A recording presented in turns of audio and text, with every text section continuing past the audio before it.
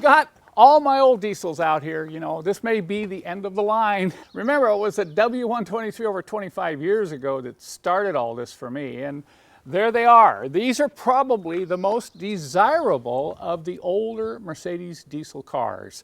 This is a 1983 300 SD, that's a 1985 300 TD wagon, that's a 1983 turbo sedan, that's a 1983, last year in the USA, 240D, and right over there is the gold 83 300D turbo. Isn't that interesting? I've got 4 cars here that are all 1983, and that was a pretty good year for Mercedes-Benz. The number one thing is the engine. The quality of the engine. That's the most important thing when you get one of these old diesels. Next to rust. I mean, if I get one that has a good engine with a lot of rust in it, I just save the engine. So I start with a good engine, and the next thing I do is the brakes. The brakes is number 2, and then it's on to suspension and all those little things that need fixing.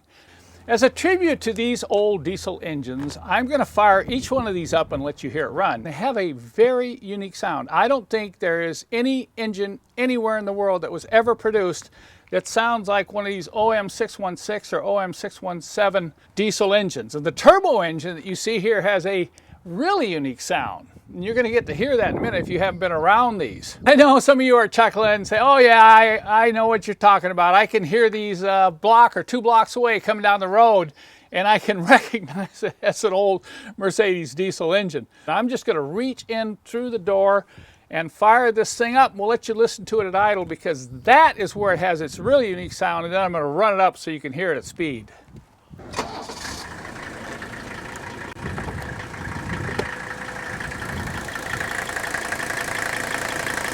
That clank, clank, clank, clank, clank. That little clattering noise is what you will recognize as so unique. I know some people have said, oh, I pull into this service station, and some guy comes up and says, hey, I think there's something wrong with your engine. It's got a rod nut. Well, let me bring it up to speed, and you can see how the sound changes.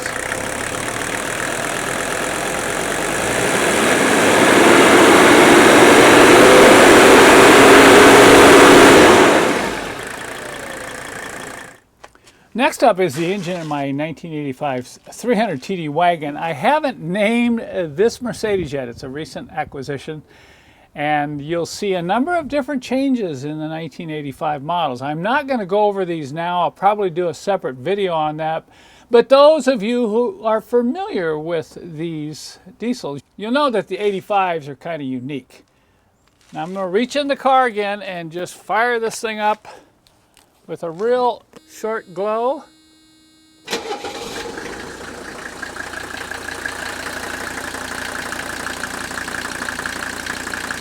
Now this one sounds very similar to the 300 SD.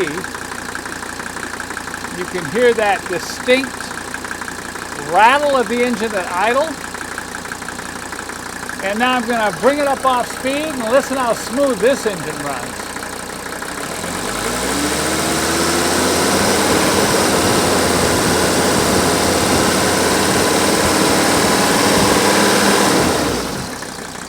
And I'm looking in the back, and this thing doesn't produce any smoke at all. This is a replacement used engine because the owner lost an oil cooler hose, and that destroyed the original engine in this wagon. This is the engine in Green Go. This is my 1983, just one of them, 300D turbo sedan. You're probably wondering why I call it Green Go. One thing, it's a very unique green color, and the other thing, this thing really goes. This is probably the fastest turbo diesel sedan of this era that I've ever driven. I mean, it actually throws you back in the seat, which is quite unusual for an old diesel. So I'm going to start this one up, and you're going to notice a little bit different sound. This engine has a little bit more of a bark to it. You'll hear it if you listen closely and go back and listen to the previous one. But I think that's probably the reason it's so fast. It has the highest compression of all these engines, well over 400 pounds per cylinder, and that's probably the reason it's fast, and it's the reason why it has this unique sound at idle.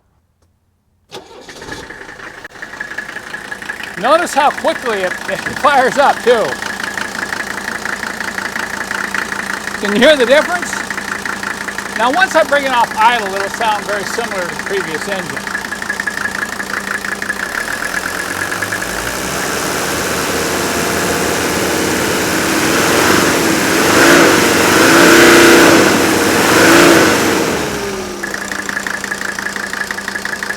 But that's the sound of healthy ignition knock, okay? That's not metal on metal knocking inside the engine.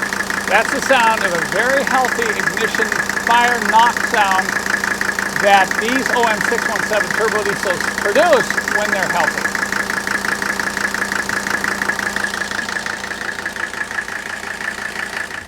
Let me show you how well Blueberry's engine starts up and runs. I'm just going to start it without even getting into the car. I'll reach in here and just go up for a few seconds. And it just fires right up. Come over here and we'll show you how this baby purrs. That's the sound of a healthy 240D engine.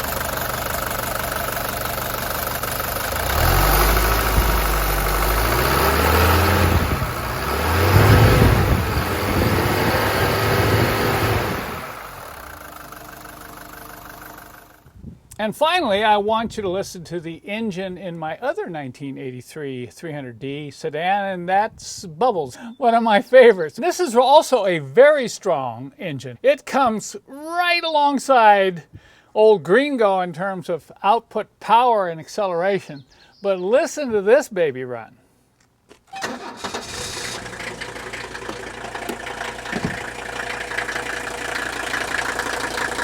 See, it's got a very similar sound to Gringo in terms of the injector noise at idle.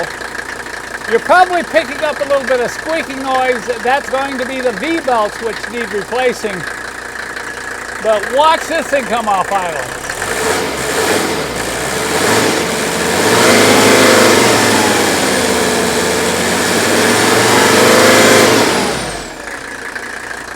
So I'm sure that all you diesel owners out there will find this video like music to your ears.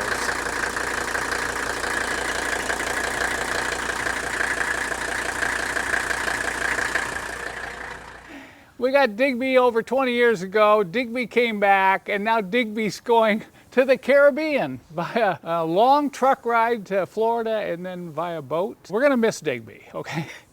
You know, we love the color, we love the name, and we love the history.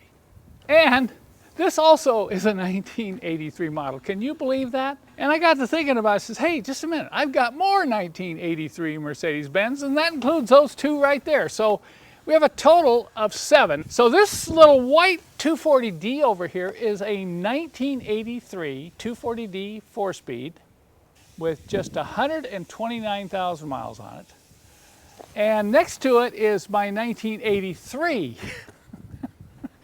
Now, don't ask me why. Why the 1983, Ken? I don't know. It just kind of happened. But that's a 380 SL with only 90,000 miles on it, and it's in very nice condition. So I thought, as a tribute to Digby, you're going to get to hear some more diesel engines run. 2 more. And for those of you who keep saying, Kent, why can't we hear a gas engine run, by the way, I'm going to let you hear the V8 engine and Cherry run as we end this video. As you've seen and heard in the previous video, these 5-cylinder turbo diesel engines all have kind of a unique sound. This is the engine in Digby. Now that sound difference may be due to mileage, it may be due to compression, it may be due to condition of fuel injectors, it may be due to engine timing or injection pump timing. I don't know, maybe all these engines sounded exactly the same when they were new. But each one has a unique sound to it. Let me start up Digby and see if you can detect a difference. Now you can see it fired right up. That's a real good sign.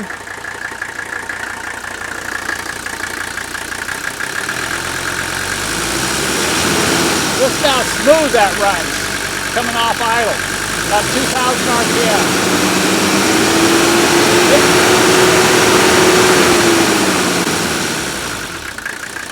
Isn't that a sweet sound? Now let me take you over to White Lightning. I know some of you are kind of chuckling that I call this car White Lightning, and you're thinking, well, Ken, how can you call a 240D White Lightning?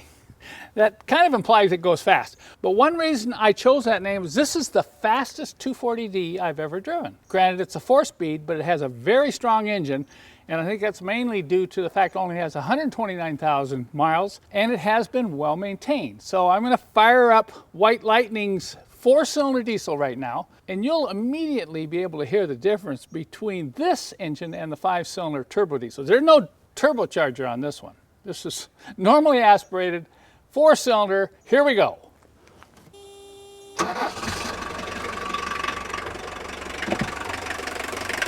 All right. Now for you old diesel owners, this is really music to your ears. The clatter of an old 4-cylinder, normally aspirated diesel engine by Mercedes-Benz. I mean, I had a 170D once, 1951, that rattled even more than this one. So it has that typical rattle and idle. Now I'll bring it off idle and you'll hear it rev up. And it'll smooth out right about the time you get to about 2,500.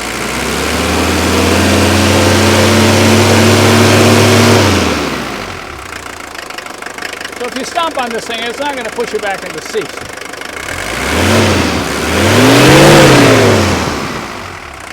But I think you can hear it, but it's got some bark for a 240D.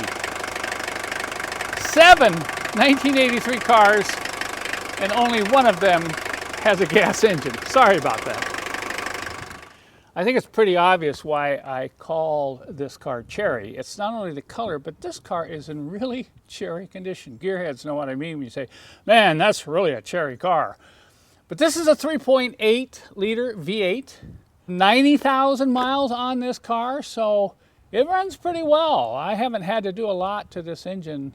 It was well maintained during its life. It's had the twin row chain conversion. I've got a video series on this car. I'll put a link in the description if you want to see more videos on this 380SL. But we'll fire it up and see how this one runs.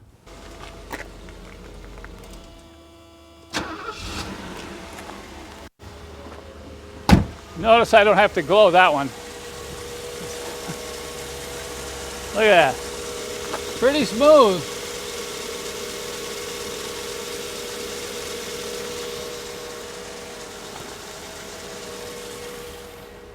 This is a very nice driving car. It drives as well as it looks.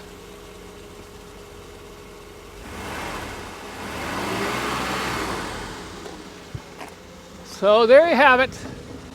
7 1983 cars, and you got to listen to all the engines.